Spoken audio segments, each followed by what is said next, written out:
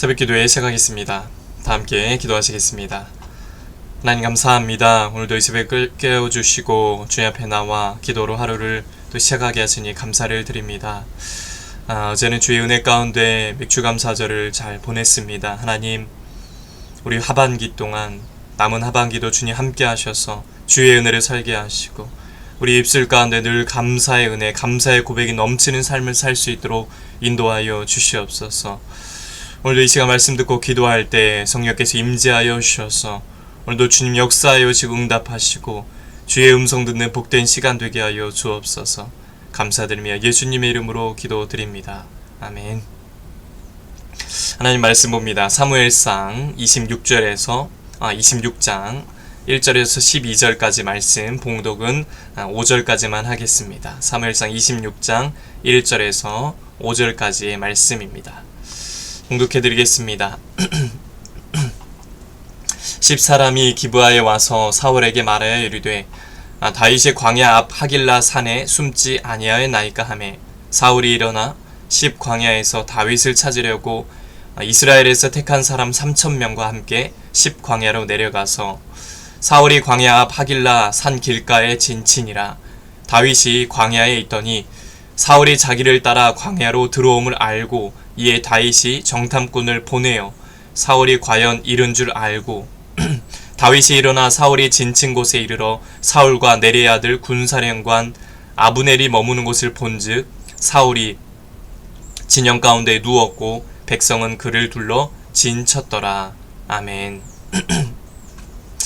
오늘도 예배드린 모든 분들에게 주님의 은혜가 넘치시기를 축복합니다.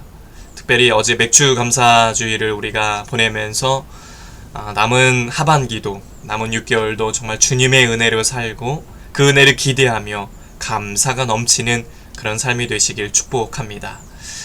오늘 사울은 다윗을 잡기 위해 진을 치고 있었고 다윗은 그 사실을 알고 사울의 진영을 주목합니다. 그리고 밤에 아비새와 함께 이제 사울의 진영으로 들어갑니다.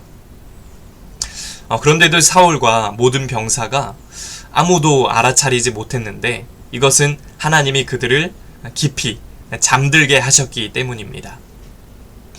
아비새는 그런 상황을 하나님이 다윗에게 사울을 죽일 기회를 주신 것으로 인식했습니다. 아비새는 그렇게 그 상황을 판단한 것이죠.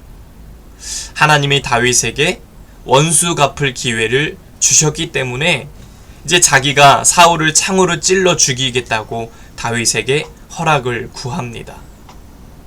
그는 사울을 죽이고 자신들이 따르는 다윗이 이스라엘의 왕이 되기를 바랬던 것이죠. 아비새는요, 하나님이 베풀어 주신 그 절호의 기회를 놓치면 후회할 거라고 생각한 겁니다.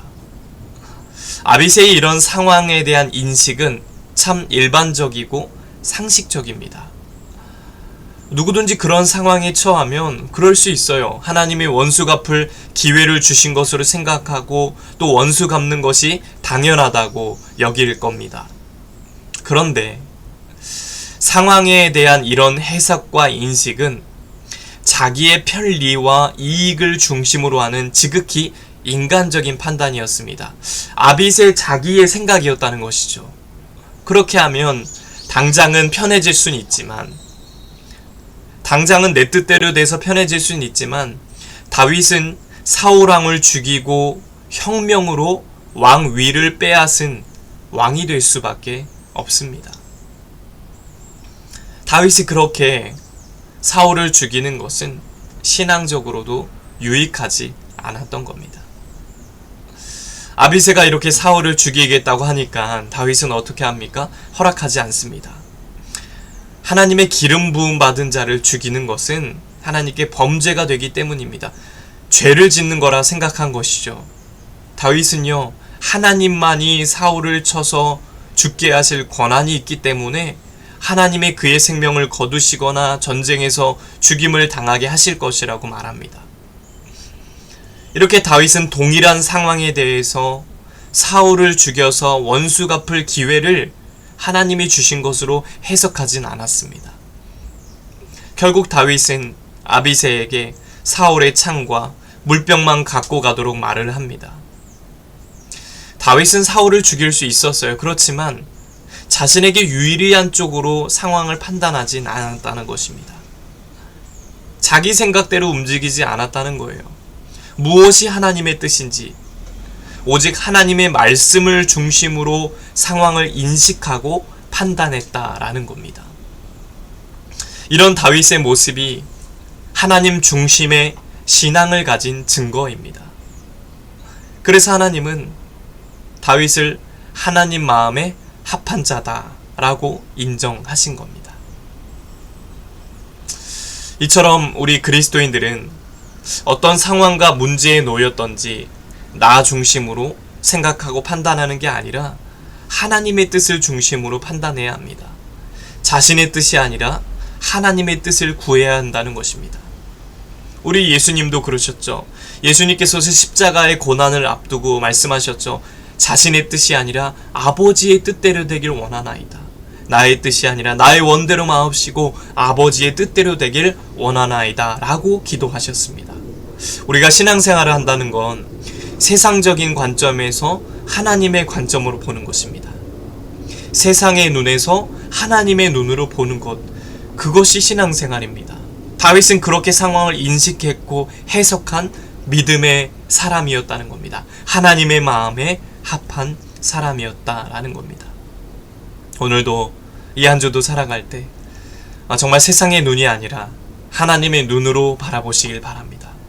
말씀을 기준에 두고 살아가시길 바랍니다. 무엇이 하나님의 뜻인지, 그래서 하나님의 뜻대로 판단하고 하나님의 뜻대로 해석해서 정말로 나 주님의 기쁨 되기 원하네, 주님의 기쁨이 되는 복된 삶을 사시는 저와 여러분 되시길 주님의 이름으로 간절히 축복합니다. 기도하겠습니다. 하나님, 다윗처럼 세상의 눈이 아니라 하나님의 눈으로 바라보길 원합니다. 그런 눈을 우리에게 주시옵시고 주님의 뜻으로 판단하고 해석해서 주님이 기뻐하시는 삶을 살도록 도와주시옵소서. 이 시간도 기도할 때 하나님의 뜻이 이루어지는 기도가 올려질 수 있도록 인도하여 주시옵소서.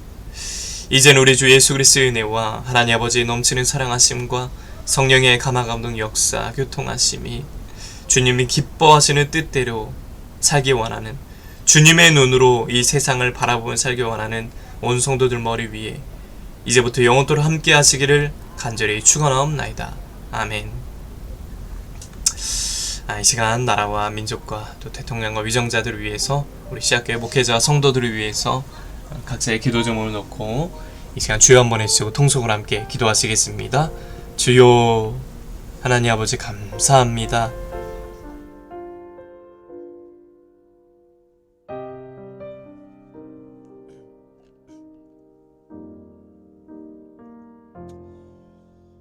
오늘도 이 새벽을 깨워주시고 주님 앞에 기도로 하루를 시작하게 하시니 감사를 드립니다. 오늘 말씀처럼 사울을 죽일 수 있는 그런 순간과 기회가 왔지만 같은 상황을 보고 아비새는 자신의 뜻대로, 자신의 생각대로